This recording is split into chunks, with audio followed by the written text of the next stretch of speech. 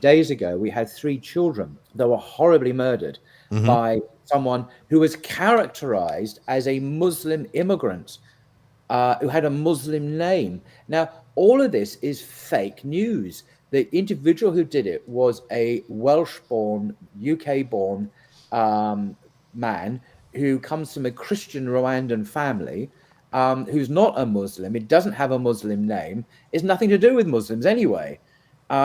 And that now that's accepted, the name are given to him. The Muslim name is a fake name. He never had that name. But nevertheless, that was the tinderbox that really erupted and started riots. But they're continuing. Mosques are being attacked. Muslim women in hijab or niqab are being spat on or thrown acid. I mean, it's horrible what's happening. But what triggered it was this a ghastly massacre of these children, which had nothing to do with Islam or Muslims or immigrants or anything at all. Hmm. That was the particular local circumstance. But yes, of course, the wider mood music that has toxic, has made this whole thing toxic, is being fed by these points that you made. I agree. Yeah, this group. Is the EDL organizing in any formal fashion these riots? I don't think so. I mean, I'm not sure, but EDL technically doesn't really exist. Tommy Robinson is the kind of figurehead, but EDL, what we're dealing here, I think, are a network of online associations and groups that, you know, contact each other via WhatsApp or by Twitter or X, or it's not like a formal structure, but there are far-right groups like Patriotic Alternative, for example, and other groups which have been active for a long, long time against Muslims and against immigrants anyway. And Hmm. now that they are revivified, that they are activating much more.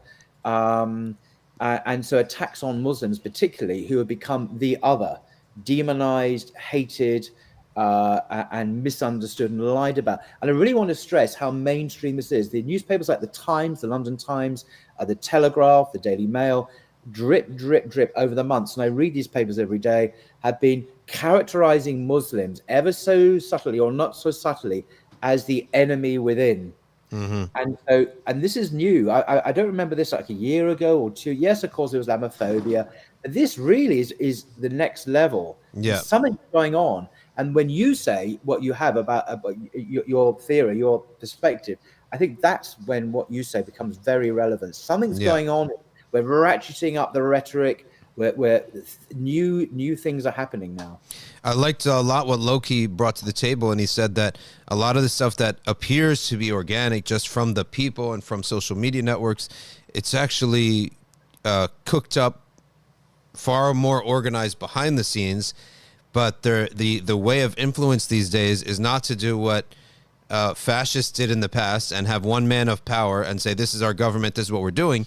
But it's actually to feed hundreds, maybe thousands of micro influencers, to feed them and make it look like it's the people's will. Right? Yes, This is what the yeah. people want. Exactly. And I think Yeah. we have influencers as well, like Tommy Robinson. That's not his real name, but he's very active indeed. Now he's in exile in Spain or Cyprus, I forget where. But he's a very potent figurehead. But, you know, through his tweets, but since he was let back on X by Elon Musk, where he was banned before, he's now got over 800,000 followers, and they retweet his stuff.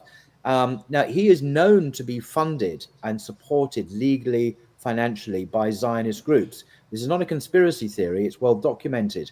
Powerful Zionist figures encourage and finance and support him legally as well. Yeah.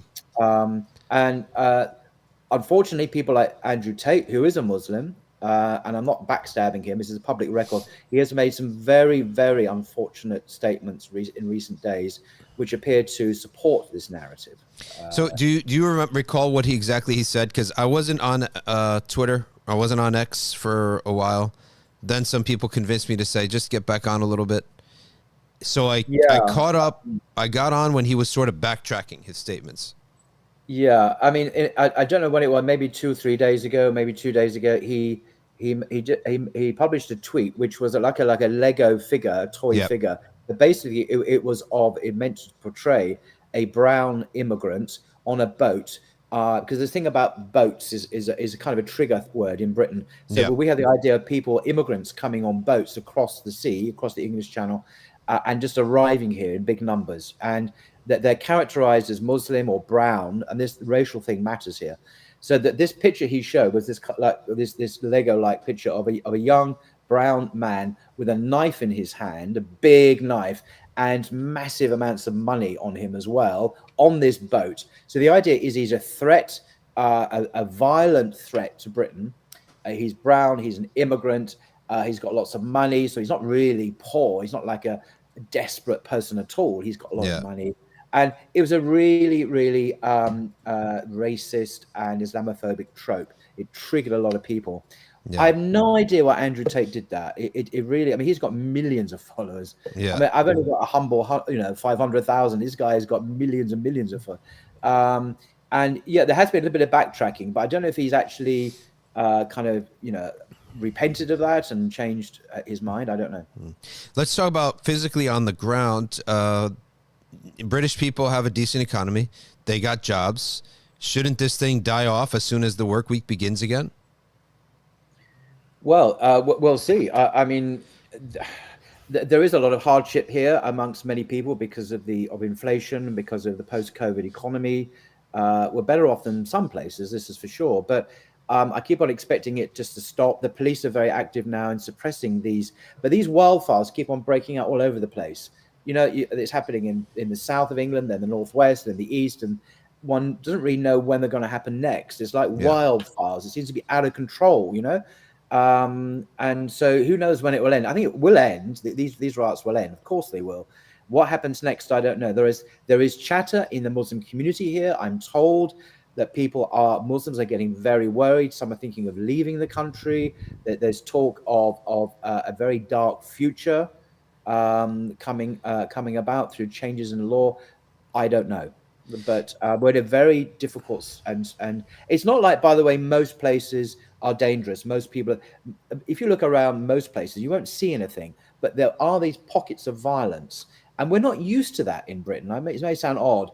We don't live in a normally turbulent, violent society. We normally live in a fairly peaceful society, actually. So that's why it's so shocking. I can't help but mentioning the irony that today British people are saying these people don't belong in our country. There's too many of them. And I can't help but... What people don't belong? Regular British, maybe right-leaning shopkeepers or what have you. No. What people are they saying don't belong? The brown people, immigrants, etc. Okay. Right? Okay. Yep. Mm-hmm. How do we respond to that? Well, easy. In the 1950s, the 1960s, in Britain particularly, the government, the state, invited people to come and work here in our NHS, our health system, in our factories, in our transportation system. They were invited and welcomed here because we were short of manpower. We needed people to work. At no point were they told that they were told to bugger off after 5 minutes. They were welcomed here.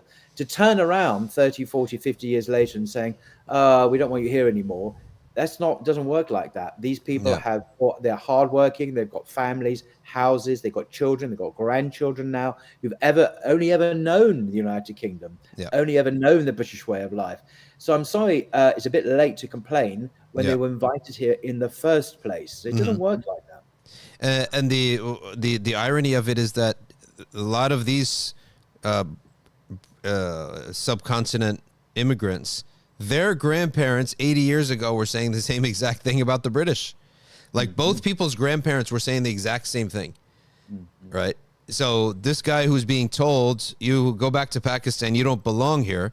His grandfather was telling your grandfather, that, right-leaning guy, get out of our country as a colonizer, right? Yeah. Things tend to boomerang back, and it takes 3 generations. There is a bit of that. Yeah, there's just a bit, but the Empire Strikes Back, really. There's a bit of that. The name of there's the Star Wars film. But there's another thing here. When we, the British people, move in very large numbers, say to places like Spain, which we do, or France, or other places, do you know what we call ourselves? We call ourselves expats. Expatriates. Yeah. We don't call ourselves immigrants. Oh, no. Even though we're living in large numbers in other countries. And by the way, when we live in these other countries, and I've seen it firsthand as someone who lives part-time in France, do most of us bother to learn French or English or Spanish? Many don't Mm-hmm. actually. That's They true. form their little so-called expat Yeah. communities and have their jokes about the foreigners, even though they're living in those countries. So, but we don't really practice what we preach about assimilation, Yeah. about adopting culture and custom. Some do, but a lot don't. And it's very interesting how we have this double standard.